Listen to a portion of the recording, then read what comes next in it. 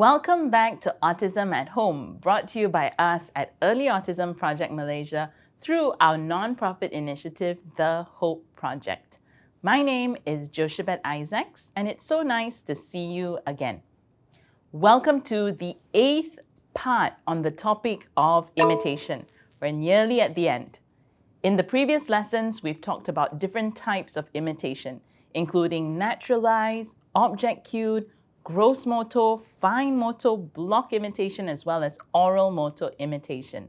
In this lesson, we will be talking about verbal imitation, which is essentially making simple verbal sounds before eventually learning to imitate words, phrases, and sentences. Let's watch a few examples of these, shall we? Open up. Cookie! That's right, well done! Here you go, big one! Help, sure. Like this. There you go.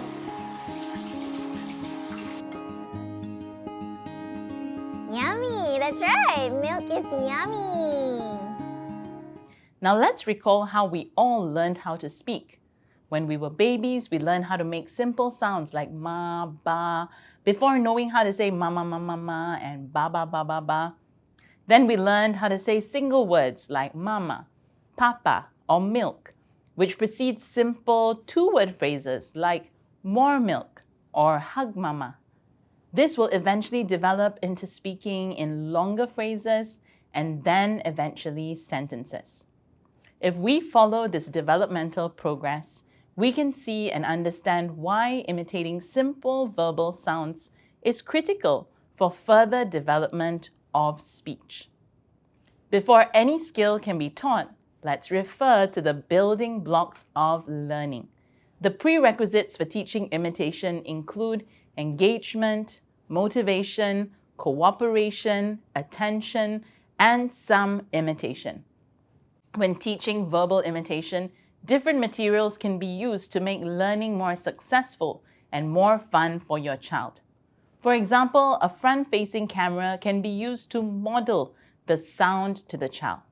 Alternatively, a mirror would serve the same function. Some children may benefit from having a visual of the sound. Even if they're not able to read yet, these visuals could help sustain their attention while they learn to imitate the sound. In today's lesson, we will be using the example of teaching the sound boo. A visual card of boo can be used as a visual cue if it is needed. You can start by showing a video model of a person imitating the sound another person makes. This is to communicate the expectation.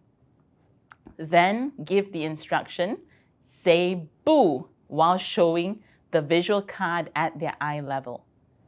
When you see some successes, don't forget to reinforce your child's effort and performance. A little interactive reinforcement like peekaboo for little toddlers imitating the sound may motivate them even more. And if they do enjoy peekaboo, of course. Let's watch the full practice of this teaching procedure. Say boo! Well done! Okay, 2 more times. Say boo! Well done! Good job! Okay, one last one. Say boo! Well done! That was great. Here you go, your robot cop. Boing. That is generally the method recommended to teach your child oral motor imitation. For some children who may need to work harder on building their verbal imitation, they may respond with a simple b sound. While this sound may be an approximation of the actual sound, they should still be reinforced. In this case, when imitation of sound may be very challenging for them, they should still be rewarded for their effort and for trying as well as for not engaging in any inappropriate behavior like running away from the table. In this case, we would recommend breaking down the sound to an even smaller expectation. For example, to teach a child to fully copy and produce the sound boo, you can start by having the child imitate just the sound b. Following consistent success in copying this sound, we can then progress to making b, oo In essence, break the target sound into 2 separate syllables. Then, when your child is confidently copying this sound, move the challenge up by targeting boo. Remember, essentially, your child can learn so many skills. They will definitely benefit more when they are broken down into smaller components, provided with reinforcement and given sufficient practice. As a general guideline, perhaps when you've observed those 9 out of 10 trials successful, you may want to introduce the next skill. Some of the common movements we teach our children at EAP include the basic vowel sounds of A, E, I, O, U, before moving on to adding a consonant sound before each vowel sound.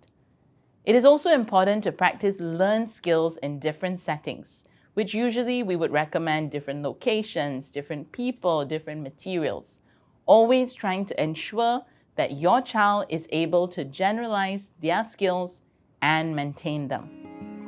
Pop quiz. What are the prerequisites to learning verbal imitation? Engagement and motivation, attention, imitation, or all of the above?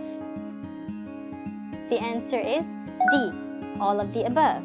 Always come back to the building blocks of learning to ensure your child has the prerequisites before learning any new skill.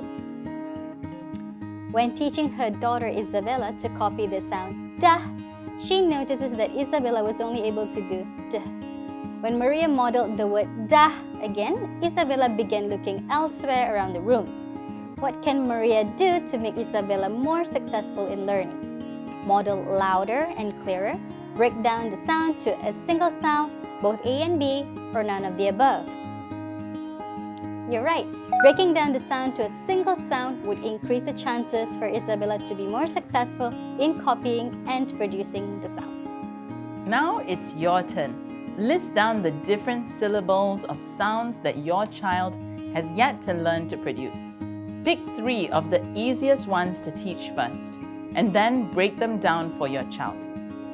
Thank you so much for watching our lesson on verbal imitation.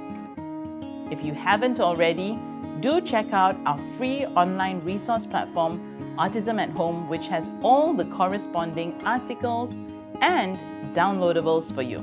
And don't forget to subscribe to our YouTube channel and all of our social media platforms like Instagram and Facebook to stay updated. Thank you so much for watching, and we will see you soon in our final lesson on imitation.